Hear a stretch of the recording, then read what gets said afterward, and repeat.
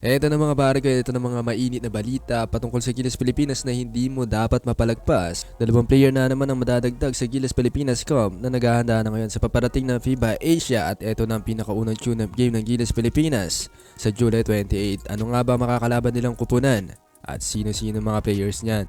Pero bago yan, this is Peso Hoops. Like and subscribe na. Huwag na nga natin palagpasin pa mga pare ko dahil mainit talaga mga balita natin ngayon patungkol sa Gilas Pilipinas. At ito nga ang ranking sa ngayon ng ating national team sa FIBA Asia Cup. Nasa pang-8 pwesto tayo sa 16 na kupunan. Nasa gitna tayo ng ranking. Hindi na masama pare ko yun ang wala si Kai Sotto. Kung nandito sana si Kai Sotto sa lineup ng Gilas Pilipinas, mas mataas pa yan, panigurado.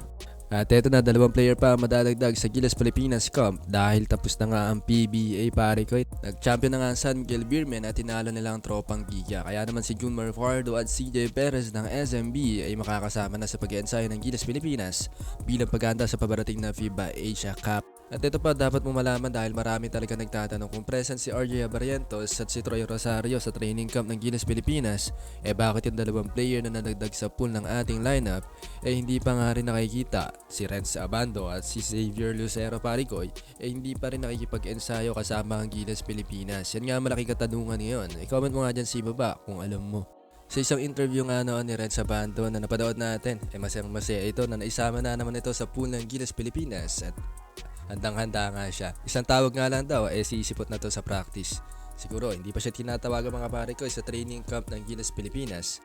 Kaya abang-abang na nga lang tayo mga pare ko dahil hindi pa naman tapos ang pag-ensayo ng Gilas Pilipinas bago ang FIBA Asia. At ito nga ang pinakabagong balita natin dahil sa July 28, makakalaban na ng Gilas Pilipinas sa Macau Black Bears na kung saan nandito si Quentin Medora Brown. 6'10" na dating center ng Universidad ng Pilipinas na naglalaro na ngayon para sa Macau Black Bears. Kinukuha nga ito ng Gilas Pilipinas, yun nga lang hinatulan na ng FIBA na hindi ito pwede maglaro sa Gilas Pilipinas as a local player mga pare ko. Yun nga lang, hindi tayo pinanigan ng FIBA. Sayang nga, sayang na sayang talaga.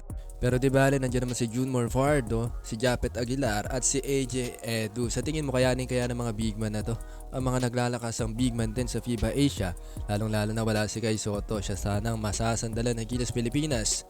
Yun nga lang, nagre-rehab pa ang ating pambato.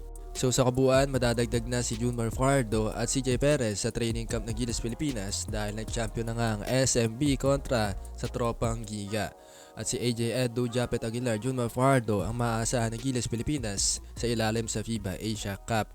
At si RJ Abarientos at Troy Rosario ay magiging panghalili sa mga players ng Gilas Pilipinas. Backup nga ito ni Coach Tim Cone sa paparating na FIBA Asia Cup. Ano say mo dito? Kaya natin ang Macau Black Bears pare koy?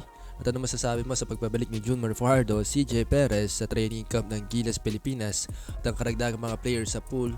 Xavier Lucero, Renz Abando, RJ Abarientos, Troy Rosario. Yun nga lang sa apat na yan, dalawa lang ang present sa training camp. Si RJ Abarientos at si Troy Rosario. Suportahan natin ang Gilas Pilipinas, pati na rin syempre si Coach Tim Cone Paricoy.